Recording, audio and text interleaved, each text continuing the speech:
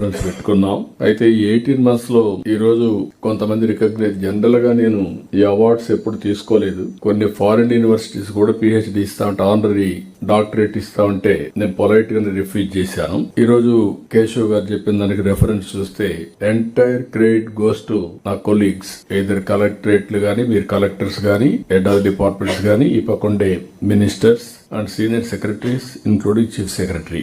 ఒకప్పుడు ease of doing business లో 14-19 first time second వచ్చాం. Gujarat was ahead of us. Then 2వ సంవత్సరం నుంచి మనం నెంబర్ 1 వచ్చాం. 4 ఏళ్లు మనమే నెంబర్ 1 వచ్చాం. Ease of doing business judgement లో కూడా వాళ్ళు మార్చారు ప్రొసీజర్స్.